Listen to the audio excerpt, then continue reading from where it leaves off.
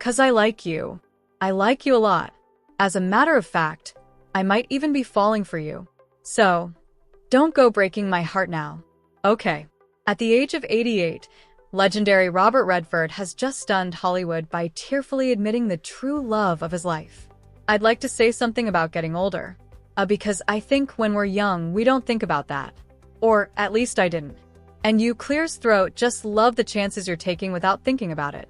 Behind the brilliance of his Oscars and the Sundance empire lies a heart filled with scars that never quite healed. This belated confession was not for his current wife, but was directed straight at a figure from the distant past. This is the raw truth about the only woman who shaped his soul long before the world knew the name Robert Redford across international headlines. Robert Redford entered adulthood with the rebellion of a directionless man. In 1957, after being stripped of his baseball scholarship at the University of Colorado due to excessive drinking and undisciplined behavior, he returned to Los Angeles in a state of total emptiness. There, Redford happened to meet Lola Van Wagen, a 17-year-old high school graduate from Utah. Lola was more than just a young lover. She was the most important lifeline that prevented this resentful young man from falling into the abyss of self-destruction. This blossoming romance immediately met with fierce opposition from Lola's family due to deep differences in religious beliefs and Redford's free-spirited lifestyle. Ignoring every barrier, on September 12, 1958, they decided music to secretly elope to Las Vegas for a hurried wedding. Later, a formal Mormon ceremony was held at Lola's grandmother's house in Utah to ease the tension with her family. In a profound interview with The Guardian, Redford once opened up about his reckless, youthful decision. "I got married very young, at 21.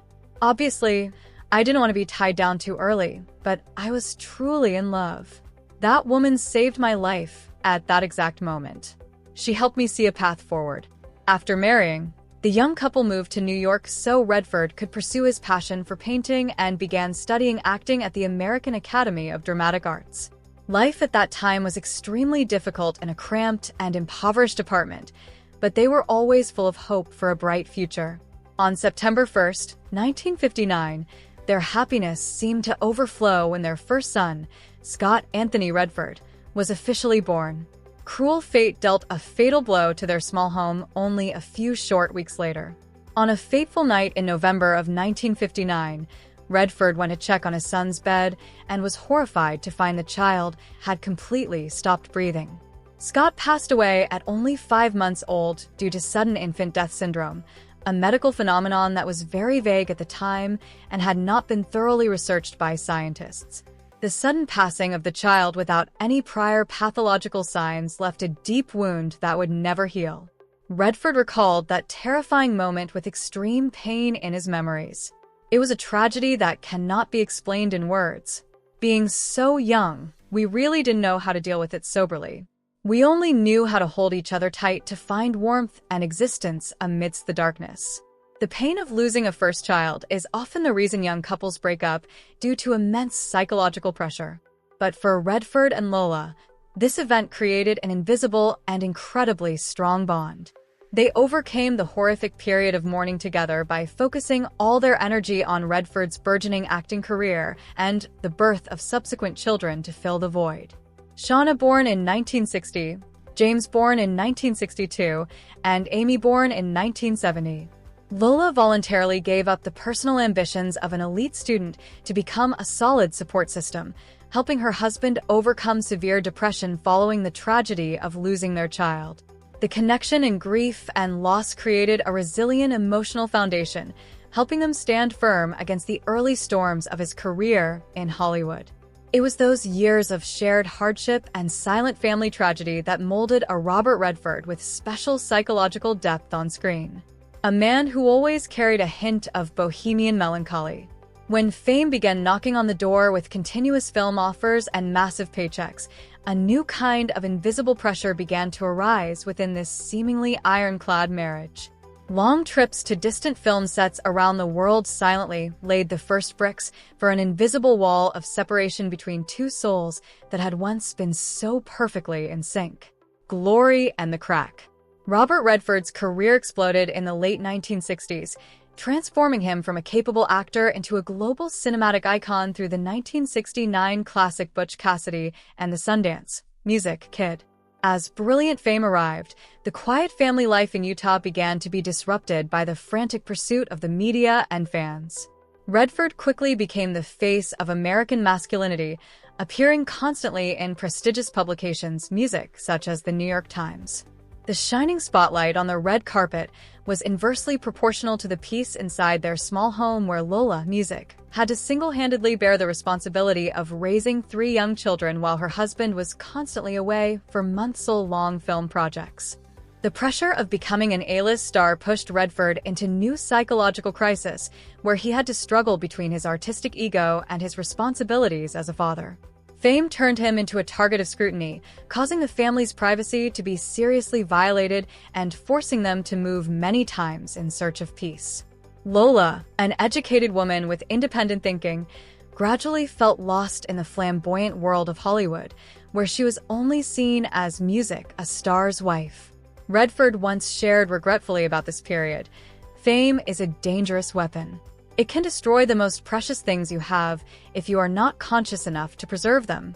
Conflicts began to arise when their core values could no longer find a common voice amidst the hectic pace of the entertainment industry. While Redford was caught up in the world of filming and establishing the Sundance Institute, Lola wanted to maintain a practical, music life far from the illusions of fame. Redford's frequent absence at music, his children's important milestones created silent but deep cracks. Close friends of the couple revealed that behind the happy music family photos in the press, there were intense debates about future direction and Lola's unilateral music sacrifice. By the early 1980s, the wall between them had become too large to be mended, music, by late apologies. After many unsuccessful attempts to save the relationship, Robert Redford and Lola Van Wagen officially announced their divorce in 1985, ending a 27-year marriage to the public's music astonishment. The breakup took place quietly without loud disputes in the press, but the pain it left for those involved was immense. Redford spoke with rare sincerity about the greatest failure of his life. "We still have respect and love for each other, but we are no longer walking the same path. Letting the marriage fall apart was my fault in many aspects." The collapse of his first marriage left a vast void in the actor's soul, leaving him in a state of disorientation. Even as he was at the peak of power in Hollywood, he began to look music for ways to escape reality by burying himself in experimental independent art projects. This very emptiness led Redford into a new chapter of loneliness where he had to face the ghosts of his past and music, belated regrets. Those years of wandering through an emotional desert completely changed the way he viewed music, love, and human connection. The desert years after officially divorcing in 1985, Robert Redford entered a phase he often called a journey through emotional deserts. Even though his directing career was at its peak with an Academy Award for the film Ordinary People, his soul fell into a state of extreme emptiness. The actor began to choose a reclusive lifestyle at isolated ranches in Utah, away from Hollywood's music, camera flashes, and the media's prying into his post-divorce private life. People magazine once described Redford during this period as a ghost of himself. The most attractive man on the planet now only wanted to bury music, his hidden nature conservation projects, and independent art. The breakup of his first marriage left Redford with a heavy sense of failure that no prestigious award could compensate for. He admitted that he had always tried to prove Hollywood wrong about short-lived music marriages. But in the end, he himself could not protect his own home. Redford confessed in a rare interview, "I never wanted to be a typical victim of this music entertainment industry. I wanted to prove a marriage could last forever, but couldn't do it." The guilt of letting fame crack his bond with Lola and the children made him hesitant, even fearful of any new emotional commitment. For over a decade, Redford remained single, and kept all personal relationships secret with extreme caution. He focused all his energy on developing the Sundance Institute and the Sundance Film Festival, turning it into a sanctuary for independent filmmakers, a way to escape a lonely reality. Those close to him revealed that despite appearing with a stoic and calm exterior, music, Redford often fell into quiet silences when mentioning the past. He seemed to be seeking some kind of salvation through work. But the more brilliantly successful he became, the more he felt the void Lola left was impossible to fill. Before the old pain could fade, new challenges regarding his children's health arrived, forcing him to face the grim reality of being a famous single music father. His son James had to undergo 2 risky liver transplants. Music, and it was during these life and death moments for his children that Redford found himself alone amidst his palace of fame. He shared about the loneliness of a star. People see you on screen and think you have it all, but in reality, when the lights go out, music, you are just a man standing in an empty room with regrets about what could have been done differently. This emptiness dragged music on, creating a cold shell around the actor. For many years, this very silence and music, excessive isolation accidentally molded a different Robert Redford, one who no longer chased music after superficial fame, but began to seek more sustainable spiritual values. He began to open up more to artistic ideas with deep reflections on loss and the recovery of the human soul. The appearance of a kindred spirit from afar unexpectedly brought the first rays of light to his dark life. This new connection also woke up sleeping memories of the first woman music who had gone through the storms with him, Sibylla, and the belated salvation. Amidst the darkness of long single years, Robert Redford found a new ray of light when he met Sybil Zagers in 1996. Sibylla, a German multimedia painter, 20 years his junior, appeared at the Sundance Resort, music, in Utah not as a frantic fan, but as a kindred artistic soul. Interestingly, music, in their first meeting, Sybil admitted she knew almost nothing about Redford's legendary fame in music Hollywood. This lack of information was the key to opening the actor's heart, helping him shed his glamorous shell to music, return to being an ordinary man. AARP. The magazine Music once quoted Redford on this connection. "She is a very special person. She is younger than me and she is European, which brings a completely new life to me." Their relationship developed quietly for 13 years before leading to marriage. Sybil brought music Redford the peace he craved, sharing his passion for painting and environmental conservation. Her presence did not mean the past with Lola was erased. She respected the music, historical fragments that made up Redford's life. On July 11, 2009, they officially wed at the Louis C. Jacob Hotel in Hamburg, Germany in a private ceremony with 30 close guests. This was a belated, meaningful commitment, marking a quieter chapter in the turbulent life of the star of The Way We Were.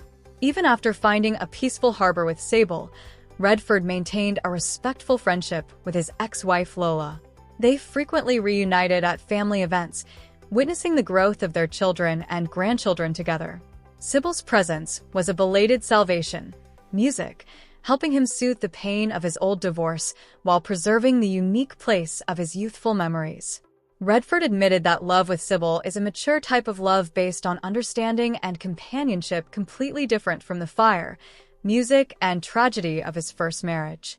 He once shared, "Sibylla helped me music revive in a way I never thought possible at this age."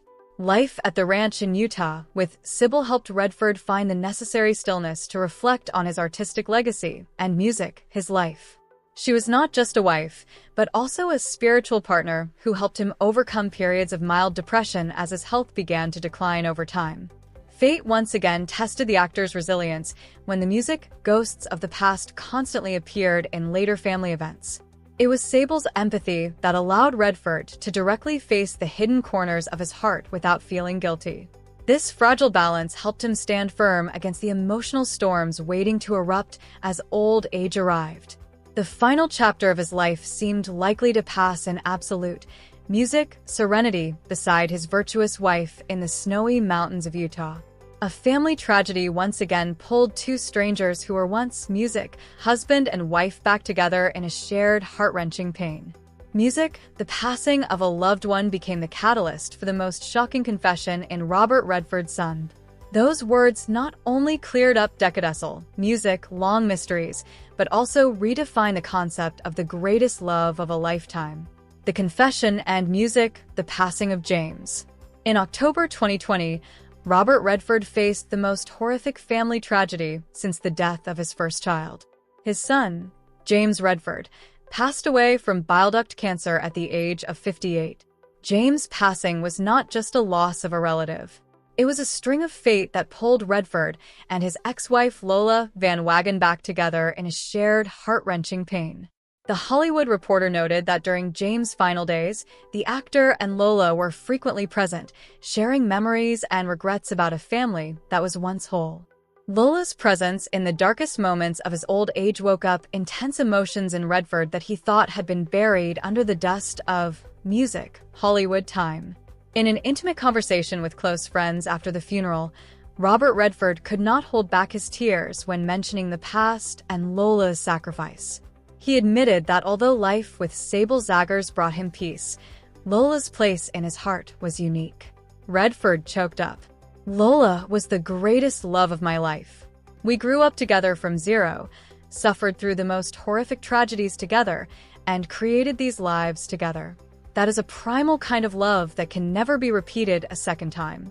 This confession was not a denial of his current marriage, but a tribute to an emotional foundation that molded his soul for nearly 9 decades. This shocking truth cleared up every doubt about the sadness always present in the actor's eyes during the 40 years post-divorce. Music, Redford admitted that the mistakes of youth and the arrogance of fame caused him to lose his greatest treasure. And music, James's passing was the final bell forcing him to face that raw truth. Music, sources close to the family revealed that Lola was the only person who understood the hidden corners of the soul that Redford never dared to reveal to the world. He shared about their current relationship with absolute music respect. "We are still soulmates, people who have walked through hell together and are still standing firm to look toward our children and grandchildren. That love has changed form, but its essence is still my breath." Robert Redford's confession at age 88 has become a profound human lesson about regret and the value of true connections between people. Music, he no longer hides from the ghosts of the past, but chooses to face them, and music, place them in the most formal position in his life's memoirs. The actor believes that naming Lola as the greatest love of his life is how he finds final peace before closing the unfinished chapters of fate. This is a testament to the fact that even the most powerful icons have gaps that cannot be filled. And sometimes true happiness lies in admitting what we have once lost. The eternal love story spanning over half a century in the heart of flamboyant Hollywood finally, music, found a deeply human ending. The belated sincerity of the old director redefined the concept of loyalty and gratitude toward those who have walked through the storms with us. Redford's journey closes with the image of a man finding freedom in his soul by being true to himself. The tears at age 88 no longer carry the bitterness of despair, but the sweetness of forgiveness and reconciliation with a glorious past. If you feel moved by the journey of love and the sincere self-reflections of the Sundance Kid legend, please press like and share this video to spread the message of appreciating true values in life. Don't forget to press subscribe and turn on notifications, music, so you don't miss human stories and truths never before revealed about global cinematic icons. Thank you for accompanying us. Goodbye and see you again in our next content.